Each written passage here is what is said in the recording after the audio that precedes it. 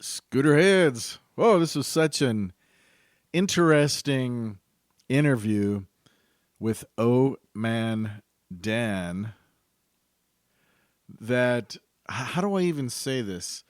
It's like when you buy a juice that's frozen and you have to add water to it. There's like so much depth to what Man Dan is saying that I don't want to make the interview a half an hour of Man Dan talking, because some of the stuff he says, you want to stop, think about it, and kind of savor what he's saying, because he's a guy who's dedicated his life to helping people and helping society. So I don't want to give him a short shrift and just blanket with you with a whole bunch of knowledge. So I think what I'll do this podcast is, let's look back on the year that was 2021 and look at some lists. Lists are always cool, right? David Letterman had his top 10 list.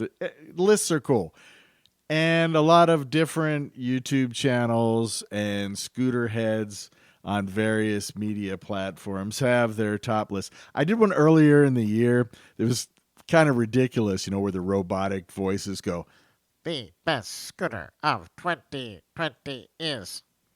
Those are ridiculous. I don't know.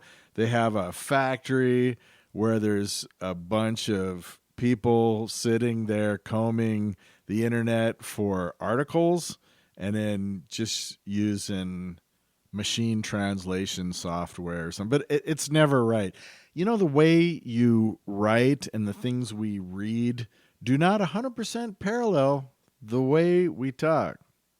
But in this episode, as opposed to what I did in the past, kind of poking a little fun at those unreputable, uncredited, discredited sites that just say top 10, top 5, and they go through the top 5 toilet cleaners, the top 5 scooters, the top 5 popsicles. They're not really about scooters. So I want to give you some top 5s from guys that are about scooters before we go deep and heavy into Man Dan and Scootopia.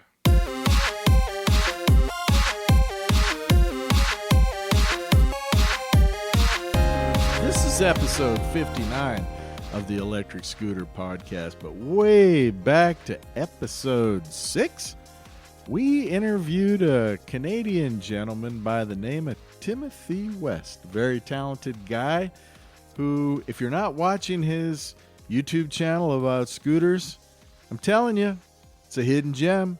Especially, he does a lot of reviews for big dogs. He makes sure that you will understand how much weight that scooter can carry. And everything he does is high quality. He's eloquent.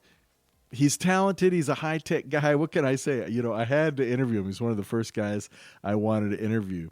And he had a scooters list for 2021. Check yourself before you wreck yourself, because it's time for the ESP's Top 5. Don't bust my balls over here, Paul Baldwin. You or your daughter. But it's not technically the top 5. In fact, I didn't even count. Maybe it is 5. It's a number 5 or larger. Timothy West did his end of the year, and I'm not going to rehash everything that he said, but I'll tell you something about Timothy West. If you're into scooters and you're not watching his YouTube channel, you should. He's concise. He's to the point. He does a great job. I enjoy watching his videos. In fact, I think I'm going to, in another podcast, just talk about all the YouTube channels that I like to watch. Best commuter. So this is it's his end of the year, but kind of looking into the future, 2022, what should you buy, or what did he like the best in 2021? And this U-Scooters, which is made by E2 or E2O, TWO, if you're familiar with that company. But now they're calling themselves U-Scooters, or this is a branch of their company. U as in the letter U dash Scooters. the GTSE is all over his list. And I can see why. It weighs 28 pounds and it goes 25 miles per hour. Did you hear me? 28 pounds. And there is a cheaper model that weighs under 25 pounds, but it doesn't have as powerful a battery. I always go for the better battery, but hey, that's me. So that was his top commuter. But as we see later on, it makes a couple other appearances. I think it was his favorite scooter. It was his favorite single motor scooter also. Best value he has is the Varla Pegasus. And if you don't know what the Varla is, it is the upscale version of Zero's line. Varla Pegasus. So Varla is like Lexus's Toyota. So Varla is to Zero what Lexus is to Toyota. It's their models a little bit upscale. That was his best value. Oh, by the way, the used scooters, I forgot to mention that's about $1,000. I didn't track down all the prices on all these. I don't want to spend an entire episode. Just want to give you a quick list of what one of the guys in my corner whose opinion I value. Best value, Varla Pegasus. Fastest, he's not really a go fast kind of guy, but he has ridden a lot of scooters, and I don't think he's out there racing or anything, but he liked the Chihuahua Q Power 2, which is cheaper than the other scooters I'm about to mention, the 11X and the Dualtron X2. Whoa, they got to have X's in their name, huh? The X2 and the 11X. But the Chihuahua, it's cheaper. It's one I was looking at originally before I purchased my most recent Wolf Warrior, of which I have two. Chihuahua still might be in my future. It's a good price and made in Taiwan. Made in Taiwan. That means something to me. Taiwan was colonized by the Japanese, and they had instilled in them the Japanese work ethic and craftsmanship and how to get things done. And they make a lot of scooters, the kind you ride, the two-wheeled motorcycle type scooters, electric and gasoline. So to me, that is a distinct advantage when I hear it comes from Taiwan. Taiwan are also the folks that make really all the drums you see when you see Pearl and all these different versions of drums. They're all coming out of the same factory in Taiwan. Bicycles, I don't know what the percentage is, but a huge percentage of bicycles, no matter what sticker is put on the side, at least the ones that are manufactured in huge factories and are being spit out and sold in countries all over the world, comes under the name of giant bicycles in Taiwan. So fastest, he's got the Chihuahua Q Power 2, the 011X, and the Dualtron X2. For cruiser, he seemed to be enamored with the Varla Eagle 1, which is kind of like a 010X, but upgraded. Just comfortable. He enjoyed it quite a bit. The best off-road he had is the Q Power 2. I don't know if he rode a Wolf Warrior. He said he's looking forward to riding the King in 2022, so that kind of makes me think maybe he didn't in 2021.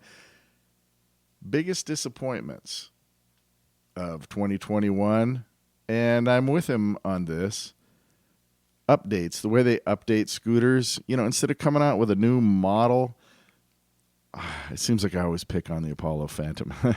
So they release a scooter, it has problems, everybody complains, they go back and they make incremental upgrades, which that is good if, down the road there's a particular scooter you like, you wait long enough, and theory is you would eventually get a perfect scooter, right? But the way they're doing it, it seems like the first issues sometimes are kind of bad. The next version comes out a little bit better. I don't want to keep talking about the Apollo Phantom, but the version 1, low speed maneuvering, I had real difficulty with it. Jerky throttle, some of those things. And they fixed some of the problems in the version 2. I still wouldn't buy it. And there are a lot of scooters. I don't mean to pick on the Apollo Phantom. That's just the one I know that is the most representative of what I'm talking about. Best single motor, I think I already mentioned it. That was the GTSE, the U-Scooters GTSE. 28 pounds, about $1,000 US. Best dual motor, he picked the Dualtron Victor. Again, you know where I stand on this. I would go for the upgraded Wolf King, which is the GT. It's just pimp. And the Dualtron Victor, what do I not like about it? Well, it doesn't have the front end of the Wolf line. And deal breaker for me, no kicktail. I gotta have a place to rest my back foot. The Dualtron Victor does not have that. But Timothy rode the Dualtron Victor, and I did not. So who am I to say? 2022, the most looked forward to scooter. Man, for being a native English speaker, sometimes I can really mess up. The scooter that Tim West is most looking forward to in 2022, it comes from the cult of Dualtron, and it's the Dualtron Storm, but he also wants to look at the Wolf King, which I did have a chance to ride, and it was great. Had a thumb throttle, different.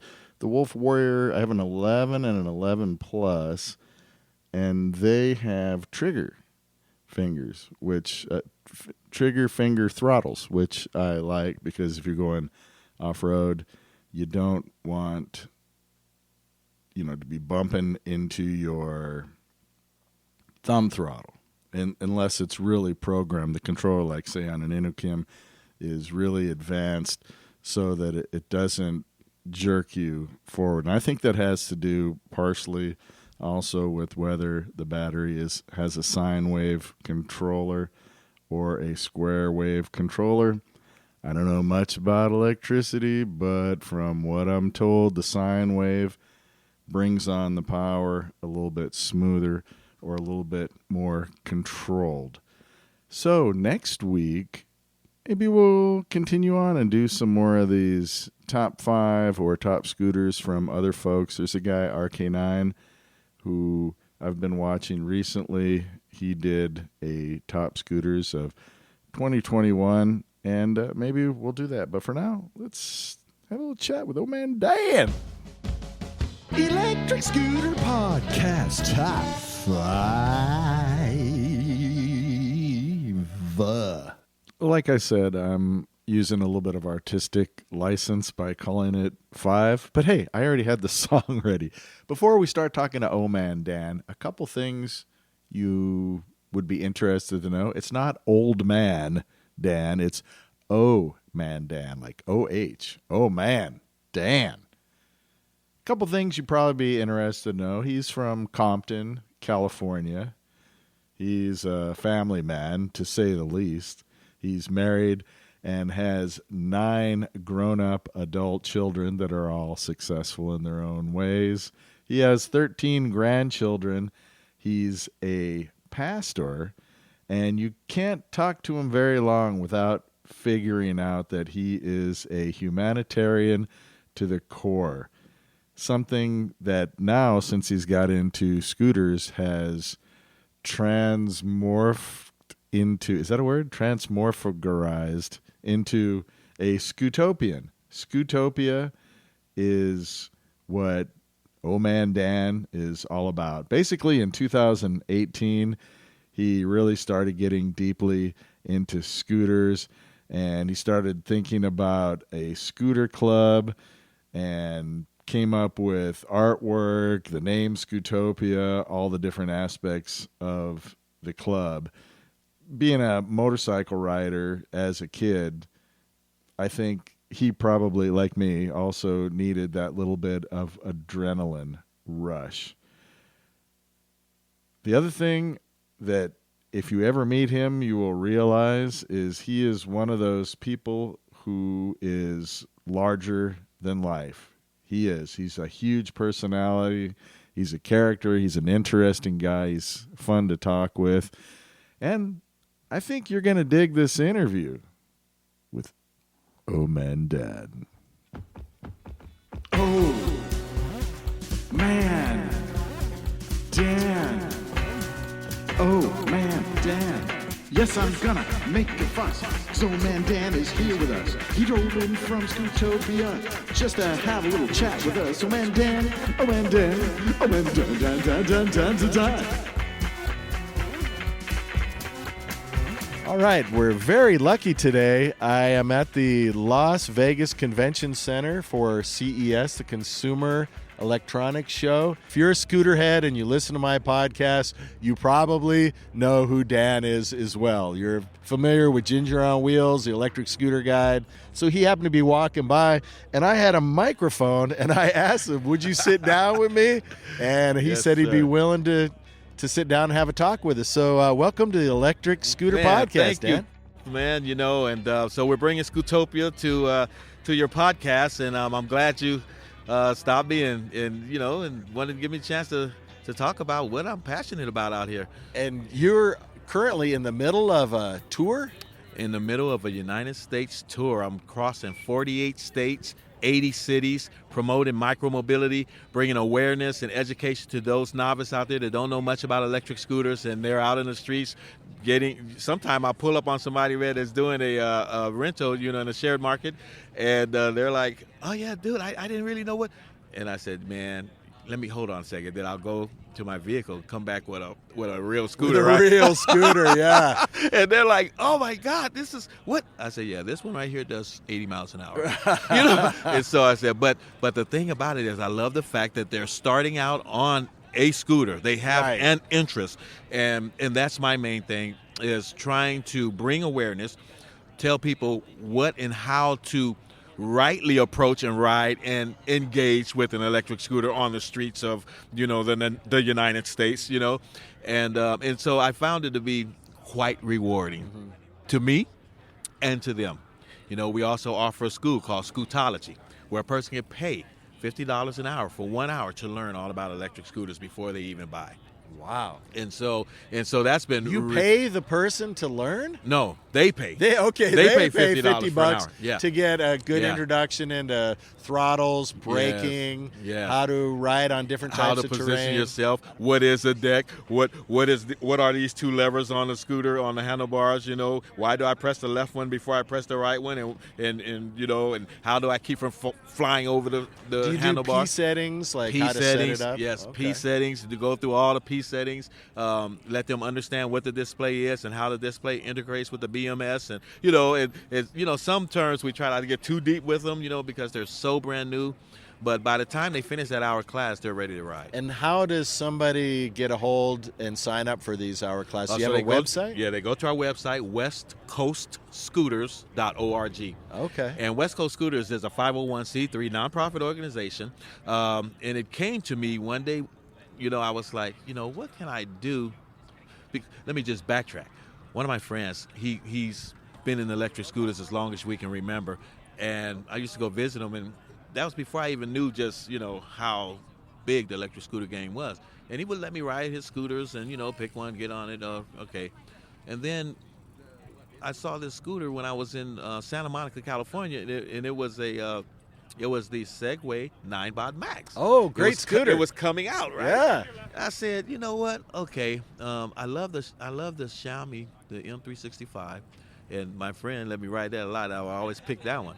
But this thing looks... It's a step up. It's a cut above. Yeah, it was, and it was like, okay, this is the newest thing. So I said, all right. So I ordered it from the guy. That's the number one scooter I recommend for first-time buyers. Yeah, that Max, that 9-Bot Max. And so I got it. I was stoked, right? I'm like, okay, the 9-Bot Max, it came. Charged it up and everything, would not power up. I said, wait a minute now, it wouldn't power up. No matter what we did, he said, just happened to get a bad one, and he didn't have any more, and I couldn't wait no more. And so I was like, all right. So I send that back. He sent my $900 whatever dollars back, and then I end up buying a Nan robot D6 Plus. Okay. I said, wow, this is cool. Did you like that better than the 9-bot Max? I did. You did? I liked it better than the 9-bot Max. It does 40 miles per hour. It really it's a lot of people, when you get to 40, you get the stem wobble. It's kind of what happens with the Nan robot, D6 Plus. But I think just riding around town and with the suspension, the deck height from the ground, the stem, the locking mechanism for the stem, all of those things played a big part in me liking it more than the 9-bot Max, even though I had fallen in love with that 9-bot Max when I got on it and rode it in Venice Beach and Santa Monica. And they're reliable, too. Reliable. I like the goop in the tires, the puncture-proof tires or whatever. Yeah. So I was like, dang, why mine didn't have to work? But I wasn't patient enough to wait for another one, so I then bought that Nan robot. And I was like, wow. And that started off. Now on 30 power scooters. Wow. So I've seen some of the scooters you have. I'm probably the only YouTuber out there that buys his own power scooters. They're just too expensive for most people to buy. And I understand the people that do the affiliate links and all that. I have nothing against them. Oh, man. Dan. Oh, man, Dan. Yes, I'm gonna make a fuss. So, man, Dan is here with us. He drove in from Scootopia just to have a little chat with us. Oh, man, Dan. Oh, man, Dan. Oh, man, Dan. I think the thing that really kind of drives me, a lot of people may not know. Some people have heard my story, but, I discovered at a young age who I was and what my purpose was. And when I discovered, this was 8 going on 9 years old, I discovered that my purpose was to help other people win. And what brought it all alive for me was I went to my parents and I said, Mom, the old guy down the street can't go to the store. He can't even cut his lawn. And why is he trying to bring his trash? Can I go and help him? And that started everything. And were you a minister? I am a pastor right now. You still am a pastor? Yes, I am a pastor right now. Uh-huh. So I pastor a church called Faith House Ministries. And, that's faith spelled with an 8. So it's F8TH, houseministries.org. And so, yeah. So, and it's till the day I'll die, but even our church is different. You don't really retire from that. Yeah. Even our church is different, though. I was one of those guys. I came from a big family. It was 9 of us, 8 boys and 1 girl. We grew up in a small town called Compton, California. Oh, yeah, I'm familiar with it. Really rough part of town, I had to fight every single day. Every day of my life I had to fight, so I'm really proud of my Compton roots. But to be able to stem beyond and to be able to survive out of that, I lost a lot of good friends, a lot of good people, a lot of people who thought they were tough that wasn't really tough enough. It's a long process to make a diamond. It's a long process. It's a long process. So, so I started really following that passion, helping people win. And it really wasn't an effort for me because it was who I was. But I learned it at an early age. And I had 4 senior citizens in the community that I was helping out. And that stemmed into me starting all kind of, nonprofits, all kind of CBOs in the community, helping people, turned from, being a staunch humanitarian to a philanthropist, just to another level of helping electric people. Scooters also is something that you're helping the environment. Not everybody has either the money or the desire to pay for a registration and car insurance and all those types of things. I think scooters are just an excellent way to provide people in the city with a cheaper type of transportation, and they're not polluting the environment. Let's face it, they are a little bit, but nothing compared to a car or a motorcycle, because when you build a scooter, you still have to dig metal out of the ground and then get it shipped and all that. Lithium-ion battery process and all of that. But even when a person thinks about that part of it harming the environment, it's not as much as the carbon footprint that is put on all of, and so, we really are doing ourselves a favor by parking our car for a few hours and taking this actually really fun and therapeutic form of transportation. Right. This alternative. There's no scooters parked in front of psychiatrists' offices. Right, because they are the psychiatrists. People, during COVID, there were so many people who were going through a lot of anxiety, now finding themselves stuck at home, working from home, not having nothing to do, some of them losing their jobs, and electric scooters bailed them out. Yeah. Mentally. I know I jumped on my scooter. I'm sitting there feeling restless. Yeah. I jump on it and just go. Yeah. 2019 and 2020 is when I took it to another level in the electric scooter game. That's when Old Man Dan was born, 2019. That's when it was like, you know what? This scooter thing, this passion that I have for these electric scooters can be turned into something that can help other people. And it seems like your whole life has been in one way or another helping society better. Yes. Can you tell us a little bit more about your tour that you're doing right now? What the purpose is? How many states you've done so far? I think you said 20. How many more you have to go? And why do you hate Alaska and Hawaii? Oh my God! Or you just can't scoot to them. Is that the issue? For real? Because I'm from Hawaii. Actually, Alaska. And I told my wife this, and she don't like this part that I've said, is that I'm the kind of guy that can go off grid at any time. I know how to build a house from the ground up. I mean, everything, plumbing, electricity, the roofing, everything. I could literally go out. You can drop me in the woods and I'll survive. And so I think that Alaska is that type of frontier where I can. But the thing about it is the frigidness is so harsh that I think that would be the death of me. I could be dropped off in the middle of nowhere as long as you drop me off in a Costco. Oh, wow. The Costco somewhere. I can survive at a Costco, I think. and I run from Costco because it always forces me to spend so much money. Yeah. Like you go in there for one thing. Like I went in there for a roasted chicken. $180 no matter what. My roasted chicken ended up costing me $180. Exactly. A $6 chicken. You're right. Right. And so we've embarked on this tour, and I'm really excited about the tour. We're always finding ways to improve this community. I do a lot of things behind the scenes. A lot of people are familiar with the things I do behind the scenes, but there are a lot of people that know about Old Man Dan that doesn't know what I do behind the scenes. And it's really imperative that we build a sustainable form of alternative transportation. This micromobility industry that we're in with the personal electric vehicles, mainly e-scooters, there are many others that we all know about, one wheels, electric unicycles, e-bikes, the electric bikes, and people are just as passionate about those as we are about the electric scooters.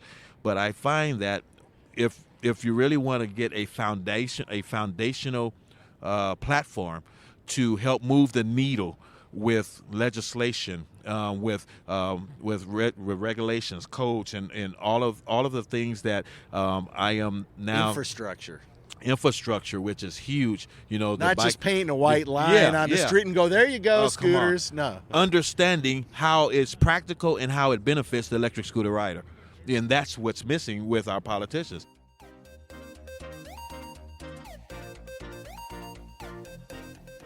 Oh, man, Dan, I am tracking with that guy. I am on the same wavelength. He's saying all the right things. It's like he's reading my thoughts. I don't get political, but he is exactly right. Politicians need to focus less on destroying their opposition party and more on doing what's right for the environment and what is in the best interest of Scooterheads.